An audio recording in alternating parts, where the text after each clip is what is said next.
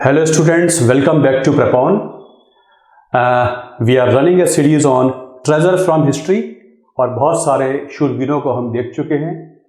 अभी हाल फिलहाल में आपने सुना होगा कि आने वाले साल में 2022 में हम 75 ईयर्स ऑफ इंडिपेंडेंस मनाने वाले हैं और गवर्नमेंट एक बहुत बड़ा सेलिब्रेशन का प्रोग्राम बना रही है जिसमें कई सारे पिलर्स हैं और एक पिलर उसमें ये है कि हमारे जो अनसंग हीरो हैं जिन्होंने शहादत दी है फ्रीडम स्ट्रगल में देश की आज़ादी के लिए, उनके बारे में हम और आप नहीं जानते या बहुत थोड़ा जानते हैं। उसको भी गवर्नमेंट अपने प्रोग्राम में ले रही है, लेकिन हम आप तो जानते ही हैं कि हम ये प्रोग्राम पहले से ही शुरू कर चुके हैं और कैसे हम इतिहास के खजाने से कुछ चीज़ें निकाल के ला रहे हैं।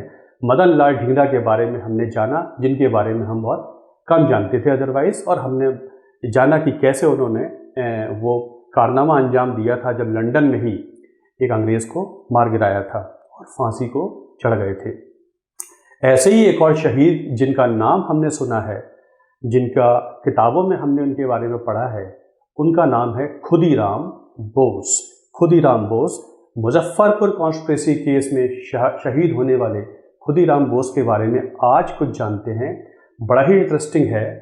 सो सेड द मार्टियर, मैंने कुछ इस तरीके से लाइन बनाई है। ऐसे कहा शहीद ने। क्या कहा शहीद ने? ऐसा क्या कहा जज साहब से कि जो हम नहीं जानते, लेकिन बड़ा ही इंटरेस्टिंग है, बड़ा ही मोटिवेटिंग है। इस जो फियरलेसनेस होती है ये दिखाती है हमारे जो फोर फादर्स या फोर मदर्स या हमारे जो लोग थे जिन्होंने जिनकी आज दी हुई आज़ादी आज हम इंजॉय कर रहे हैं, उन्होंने क्या क्या किया है हमारे देश के लिए।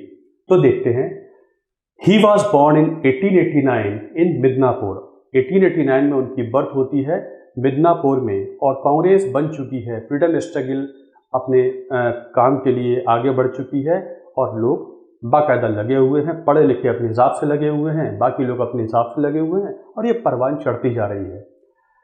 उन्हीं दिनों 14, 12, 15 साल का बालक है और बंगाल विभाजन का प्लानिंग कर्जन ने कर ही ली थी। 1903 से बंगाल विभाजन का प्लान लगभग पब्लिक हो ही गया था।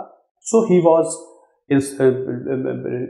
अटेंडिंग वेरियस मीटिंग जिसमें अरबिंदो घोष और sister Nivedita was disciple of Swami Vivekananda. तो इनके लेक्चर्स वगैरह होते हैं और अरबिंदो घोष तो बहुत स्टॉन्च नेशनलिस्ट होते हैं जो बाकायदा रिवॉल्यूशनरी एक्टिविटीज़ के लिए जाने जाते थे। उनकी विचारधारा बड़ी स्टॉन्च थी। तो उनके लेक्चर सुन के ये बालक बहुत ज़्यादा प्रोत्साहित होता है और अपने दिमाग में कुछ डेवलप करता जा रहा है। बंगाल विभाजन होता है, बंगाल विभाजन के खिलाफ प्रोटेस्ट होते हैं, ये बालक उसमें भी भाग लेता है। मतलब अभी 12-14 साल का बालक है और बहुत एक्टिव होता जा रहा है। 15 साल की एज में खुदीराम बोस ने ज्वाइन किया है अनुशीलन समिति। अनुशीलन समिति एक बड़ी फेमस ऑर्गेनाइजेशन है जो रिवॉल्यूशनरी एक्टिविटीज़ को ऑर्गेनाइज करने में महारत हासिल किए हुए है। इसके बारे में भी हम कभी पढ़ेंगे। एक साल ज्वाइन करने के 1 साल के अंदर उनको बॉम्ब बनाने की कला सिखा दी जाती है। वो समझ चुके हैं कैसे बनाए जाते हैं बॉम्ब और कैसे बॉम्ब प्लांट भी किए जाते हैं। 16 साल की एज तक he was completely trend in the art of bomb making, मतलब बाकायदा बॉम्ब बनाने की कला उन्होंने सीखी है। अब इस कला का इस्तेमाल भी बहुत ज़रूरी है। बॉम्ब अटैक प्लान किया जाता है 15-16 साल की एज में। आजकल के तो बच्चे या हम लोग भी कुछ ना कुछ छोटे मोटे गेम खेल रहे होते हैं। पबजी आजकल के बच्चे खेलते हैं और वो अपना रियल लाइफ का पबजी खेलने वाले थे, उसका वो एम्युनिशन इकट्ठा कर रहे थे। किंग्सफोर्ड नाम का एक जज है, ये बंगाल में पोस्टेड था लेकिन अब मुजफ्फरपुर बिहार में इसका ट्रांसफ़र हो गया है। और ये कुछ ऐसा जज था जिसने बहुत सारे आंदोलनकारियों के खिलाफ बेवजह कड़ी से कड़ी सजाएं दी हैं। इसका मरना बहुत ज़रूरी है। इसने बेवजह सजाएं दी हैं और यंग नेशनलिस्ट इससे गुस्से में हैं और इसको उड़ाना चाहते हैं, इसको मारना चाहते हैं। मुजफ्फरपुर में जब ये पहुंचा है ट्रांसफ़र होके, वो समय आ गया है जब इसको भी कुछ दंड मिलना चाहिए। प्रफुल्ल चाकी और खुदीराम बोस को ये टास्क दिया जाता है कि you should kill him by throwing A bomb. 30 अप्रैल 1908 को मुजफ्फरपुर आ चुका है। 30 अप्रैल 1908 को इनको ये खबर मिलती है कि आज एक बग्गी जा रही होगी, कैरेज जा रही होगी जिसमें किंग्सफोर्ड ट्रैवल कर रहा होगा और यही सही मौका है इस जज को ठिकाने लगाने का। बहरहाल बग्गी आती है एज प्लान्ड। खुदीराम बोस और प्रफुल्ल चाकी ने उस बग्गी पे बम फेंका है और सफल भी हुए हैं। जो बग्गी में बैठे हैं उनको मारने में, लेकिन इंफॉर्मेशन में थोड़ी गड़बड़ हो गई है। उस बग्गी में कैरेज में एक लॉयर की वाइफ कैनेडी और उनकी daughter Kennedy, they were travelling and accidentally they were killed. Kingsford नहीं था, किंग्सफोर्ड बच जाता है, वो एस्केप कर जाता है। Kingsford again could not be killed, but Kennedy ladies were killed in this particular attack. इसको मुजफ्फरपुर कॉन्स्पिरेसी केस या कैनेडी मर्डर्स भी कह देते हैं, because 2 women by the name of Kennedy were killed. बहरहाल they are on the run. जब उनको भाग गए हैं उसके बाद उनको एप्रीहेंड करने के लिए पुलिस पीछे पीछे है और जल्दी ही वो पकड़ लिए जाते हैं। वेणी नाम के स्टेशन पर खुदीराम बोस को एप्रीहेंड कर लिया गया है, पकड़ लिया गया है, लेकिन प्रफुल्ल चाकी पकड़ में आने वाले नहीं हैं। इससे पहले कि वो पकड़े जाएं, अपने गोली मार लेते हैं, जैसे आगे चलकर चंद्रशेखर आज़ाद अपने आप को शहीद कर लेंगे। तो प्रफुल्ल चाकी शॉट हिमसेल्फ डेड, लेकिन पकड़े गए हैं खुदीराम बोस। 25 मील पैदल चलाकर उनको लाया गया है, फिर रेलवे स्टेशन पर लाते हैं, फिर ले जाते हैं। एक अखबार स्टेट्समैन ने लिखा है, the railway station was crowded to see the boy. ये बात चारों तरफ फैल गई थी, उसको देखने के लिए भीड़ उमड़ पड़ी है।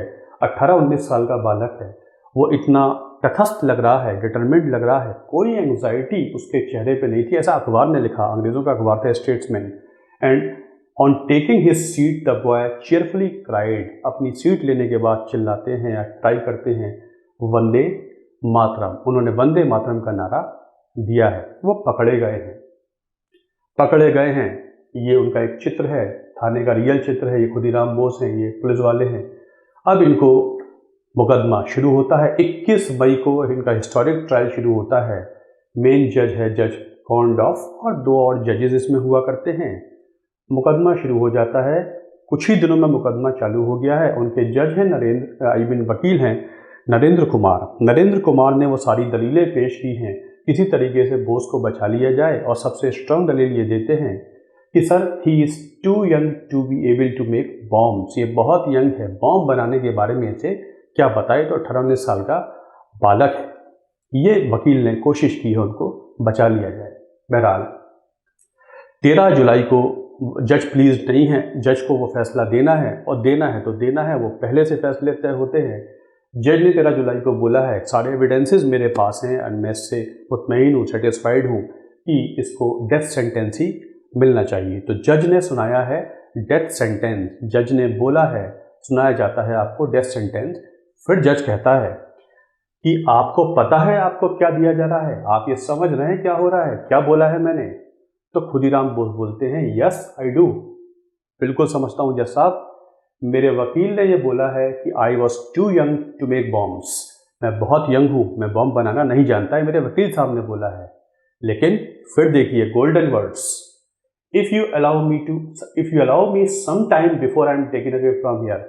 यहाँ के जाने से थोड़ा वक्त मुझे दे दीजिए, यहाँ ले जाने से पहले। I can teach you the skills of making bombs too. थोड़ा वक्त दे देंगे तो आपको भी बॉम्ब बनाना सिखा दूंगा। मतलब ओपन एडमिटेंस है कि yes I know how to make bombs. आपने जो फैसला दिया है दिया होगा।